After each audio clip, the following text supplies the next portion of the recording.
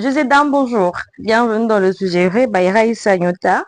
Aujourd'hui, j'ai l'honneur et le plaisir de vous partager cet épisode dans lequel j'ai envie de vous parler d'un thème assez intéressant qui est celui du théorie de complot. Est-ce que vous en savez quelque chose? Est-ce qu'autour de vous, vous en avez déjà parlé? Je vais commencer par lire les deux définitions que j'ai retenues et ensuite on va énumérer quelques-unes des théories que j'ai trouvées, auxquelles j'adhère, auxquelles je reste neutre, auxquelles vous me direz si ça a même lieu d'être dans une théorie de complot ou pas. Voilà. Je commence. On dit ceci.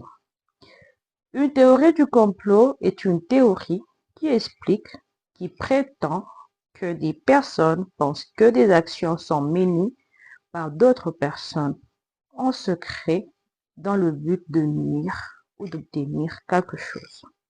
L'autre définition dit ceci. Une théorie du complot menée par les complotistes ou les conspirationnistes, j'y arrive, est une théorie qui explique un événement comme résultat majoritairement d'un complot, c'est-à-dire d'une action planifiée et dissimulée par une ou plusieurs personnes en vue de nuire à une ou plusieurs personnes. En d'autres termes, une théorie de complot, c'est une manipulation secrète. Une théorie du complot, c'est des actions menées pour que c'est fait exprès de ne pas dire l'exacte vérité. Dans quel but? Sûrement de manipuler positivement, négativement. La plupart du temps, quand on veut manipuler quelqu'un, c'est pour... est-ce que ça fait ressentir des trucs positifs? Je ne pense pas majoritairement. C'est pour, c'est pour des trucs assez inquiétants. Voilà. Et j'ai trouvé quelques théories du complot. La plus intéressante et la plus ancienne, je pense, c'est même à cause d'elle que j'ai même compris c'était quoi une théorie de complot. La plus ancienne, c'est le programme Apollo. C'est un programme de la NASA. La NASA, c'est une agence où c'est la société, c'est une société américaine qui fait des efforts pour visiter et explorer l'univers. Et en l'occurrence, vers les années 60, 1961 jusqu'à 1962, c'était un grand espoir, c'était un grand boom mondial, c'était un grand événement parce que la NASA avait réussi à envoyer le premier homme sur la Lune. Problème où intervient la théorie du complot, c'est que les restes du monde, le drapeau des États-Unis a réussi à être planté dans dans le sol, alors que dans le sol de la Lune, alors que sur la Lune, il est censé ne pas avoir d'atmosphère, et parce que le drapeau a montré qu'il y avait un vent. Vous voyez, quand il y a un drapeau, il y a un petit courant, ça les gens se sont dit, c'est pas possible, c'est impossible que ça soit possible que le premier homme soit parti sur la Lune et que les drapeaux aient pu flotter. Donc pour eux, ça a été une mise en scène, ça a été fait en studio. D'ailleurs, là, récemment, j'ai même vu un document où on a parlé d'un pays d'Afrique, peut-être le Soudan, un pays d'Afrique, on a retrouvé un désert qui était vraiment similaire à l'image qu'il y avait sur Apollo, sur la mission Apollo. C'est vrai, c'est faux. Je reste assez neutre, assez mitigé. Je pense que l'humain est capable des grands exploits, des vrais exploits et des faux exploits. Donc, si on a réussi à faire ça, c'est juste ça que moi je veux conclure. Si on a réussi à faire ça dans les années 61, pourquoi on ne l'a pas encore fait depuis? Nous sommes en 2024, messieurs, dames. À vous, à vous la réponse. Est-ce que vous y croyez ou vous n'y croyez pas du tout? L'autre théorie de complot que j'ai retenu pour vous et qui est assez intéressant, 43% des personnes interrogées affirment que il existe une coalition entre les ministères de santé et l'industrie pharmaceutique pour cacher au grand public la réalité sur la nocivité des vaccins. En l'occurrence, on parle du sida et plus récemment là de la COVID-19, vu la rapidité avec laquelle on a trouvé le vaccin contre la COVID. Il faut prendre une première dose, une deuxième, une troisième, etc. Ça n'en finit pas et tout ça. Pourquoi est-ce qu'un vaccin est déjà créé aussi rapidement? Et deuxièmement, pourquoi est-ce qu'il faille en prendre une fois, deux fois, trois fois? C'est même comme ça que vous retrouvez que les frères de certaines confessions religieuses, de certaines croyances, n'admettent pas qu'on fasse des vaccins à leurs enfants et tout ça. C'est qui est quand même regrettable parce qu'on a quand même vu que les vaccins euh, a aidé beaucoup de monde. Dans l'occurrence, nous tous ici, quand nous y sommes passés, on a reçu ces traitements et ça nous a aidé. Mais on est quand même mitigé, on est quand même mitigé par rapport à pourquoi est-ce qu'il faille toujours prendre un vaccin, surtout dans un monde où il y a des maladies qui sont de plus en plus répandues, des maladies qui sont de plus en plus rares, des maladies qui deviennent de plus en plus nombreux. Vous voyez les problèmes de surpoids, les problèmes des hormones, les problèmes des malformations des enfants.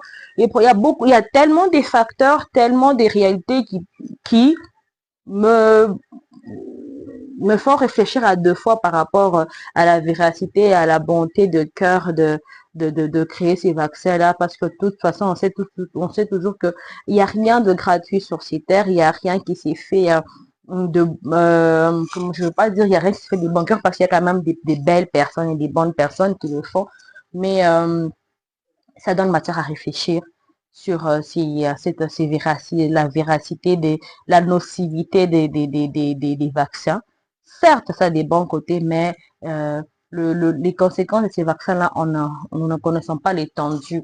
Peut-être que les médecins me contrediront, mais on ne connaît pas l'étendue et j'adhère complètement à cette théorie-là, surtout quand je vois ce qui s'est passé avec la COVID-19, qui est l'événement le plus récent auquel nous avons tous assisté, surtout en tant qu'adultes. Alors, c'est quoi votre avis? Est-ce que vous y adhérez ou pas du tout? L'autre théorie du complot, il concerne l'Afrique. Je pense que, voilà, je vais commencer par le lire. Le complot contre l'Afrique consisterait à affaiblir les États afin que les puissances étrangères et les firmes transnationales influencent négativement l'évolution du continent. Si je dois m'étendre, les exemples sont légion, mais tellement légion. Euh, à chaque fois qu'il y a, je veux prendre trois exemples, voilà. À chaque fois qu'il y a un dirigeant africain qui doit quitter le pouvoir ou qui se montre un peu résistant par rapport à leur soi-disant aide ou qui refuse leur aide ou qui refuse leur coalition ou qui se montre catégorique à certains de leurs pratiques. On a directement après son passage sur après son passage sur après son passage au pouvoir, on nous demande de l'amener à la CPI. Cette CPI-là, elle n'est faite que pour les présidents africains. Il ne faut condamner que les présidents africains. Nous savons tous ici, nous sommes tous conscients que les plus meurtriers, les dirigeants le plus sanguins, les dirigeants les plus, même les vrais dictateurs ne sont pas en Afrique. Ils ne sont pas en Afrique. L'Afrique s'appelle qu'on est en train de se lever, s'appelle qu'on est en train de vouloir prendre les choses par nous-mêmes, faire les choses par nous-mêmes. Je ne vois pas pourquoi est-ce que pour un pays indépendant, il va falloir qu'une firme internationale puisse approuver des sanctions. Et ces sanctions qui viennent de gauche à droite, vous êtes sanctionné par ça, vous êtes sanctionné par ça. Un pays qui a autant de minéraux ne peut même pas accéder à certains armements parce que telle puissance ne veut pas nous la donner ou telle autre ne veut pas nous la donner. Euh, euh, on ne veut même pas reconnaître l'intelligence africaine, les premières inventions africaines, on ne veut même pas les reconnaître. On ne veut même pas reconnaître que l'homme le plus riche que l'humanité est portée encore à ce jour est venu d'Afrique, mais là, on veut nous faire croire autre chose. En tout cas, il y a tellement de choses à redire sur ça et j'adhère complètement. Mais maintenant, est-ce qu'il faut se plaindre? Est-ce qu'il faut rester dans le oui, on nous fait ça? Non, c'est plus, je pense que c'est plus nécessaire. Autant qu'ils sont complotistes envers nous, silencieusement, Il faudrait qu'on le fasse aussi envers eux silencieusement. Et je pense que ça changera beaucoup de gens. C'est l'une des voies qui nous aidera à aller vraiment de l'avant. Et si jamais euh, vous réfléchissez vous réfléchissez comme moi, vous avez des idées, vous avez des projets qui peuvent sortir l'Afrique de cette dépendance-là, de cette façon-là de se plaindre et tout ça. Et mettez-la en marche, faites-la vivre, on en a besoin. Ce continent, il est encore vierge, il est encore tellement mystérieux, il a encore beaucoup à offrir. Faites des efforts pour que nous puissions faire évoluer notre beau et grand continent qui est l'Afrique. Alors, à qui on attribue ces théories de complot en général? Les organisations telles que les sociétés secrètes, il en existe beaucoup. Donc, ce qui rejoint encore ce que j'ai dit précédemment, autant créer aussi des sociétés secrètes en Afrique, des entreprises secrètes, des techniques secrètes, c'est très, très important. Par exemple, là, je reviens encore sur les derniers points parce qu'il y a tellement à redire. Quand vous allez à l'étranger, ça, disons, vous avez des bonnes études, vous faites des bonnes études, on vous amène à faire informatique, management, c'est bien beau, c'est bien, mais les techniques des combats, les créations d'armes, par exemple des armements chimiques, est-ce qu'on vous le donne? Est-ce que même la médecine, certaines spécialités sont refusées aux Africains? Ça ne vous intrigue pas. C'est une théorie de complot vrai qu'on vit depuis des années, qu'on continuera à vivre tant qu'on ne se prendra pas en charge. Essayons vraiment, vraiment de se prendre en charge et si possible de la manière la plus secrète possible. Ça serait intéressant. Alors, nous avons les sociétés secrètes, les gouvernements ou les services secrets. Ça, c'est pardon, que ce soit des gouvernements africains, européens. C'est sûr que les gouvernements ne peuvent pas et ne doivent pas nous dire certaines choses. C'est tout à fait normal. Mais aussi, il y a certaines choses qui sont cachées volontairement à la population qui les élue, qui les met au pouvoir et tout ça. C'est clair et net, il n'y a même pas à en douter. Voilà, il y a aussi le gouvernement mondial occulte. Il y a tellement d'organisations qui sont citées. Par exemple, aussi l'OMS. S'il faut rentrer aussi sur le cas de l'OMS, il y a tellement à redire. C'est une très grande organisation qui aide beaucoup d'individus, mais qui fait aussi beaucoup de choses en secret. Nous restons convaincus. Et puis, nous avons aussi les grandes multinationales. Les grandes multinationales, c'est tout à fait normal qu'elles puissent ne pas livrer de tous leurs secrets, par exemple. Vous voyez, par exemple, euh, quand quelqu'un peut-être a réussi à inventer, moi je sais pas, moi je vais prendre un exemple banal, une bague et tout ça, comment il a fait, dans quel moule il a fait, la plupart du temps, les gens préfèrent cacher, attendre quelques années, récupérer le plus de bénéfices, le plus de clients est possible. Et quand un des collaborateurs ou même quand quelqu'un de l'extérieur fera travailler ses ménages, c'est comme ça qu'on crée la concurrence. Donc, je pense que c'est tout à fait en leur honneur, hein.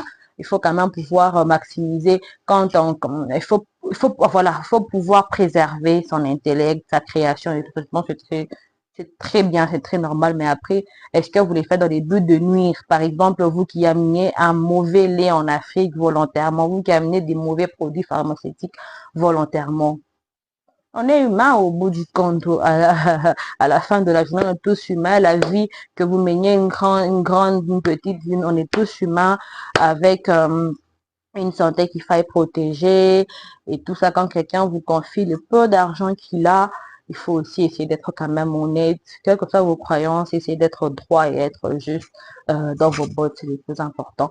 Voilà, messieurs et dames, et la dernière théorie de complot à laquelle j'adhère complètement, c'est que ici sur les sujets vrais, bah, je suis toujours très honorée de partager avec vous ces genres de thèmes. Je sais que ça m'aide à moi-même et ça aide aussi à mes abonnés de comprendre pourquoi certaines choses sont faites et pourquoi certaines expériences sont menées ainsi. Je suis très honorée de pouvoir être cette petite voix-là qui vous fait découvrir ces genres de sujets, ce genre de thèmes. Et je continuerai tant que je le pourrai, toujours avec le même et réel plaisir. On se retrouve à un prochain numéro.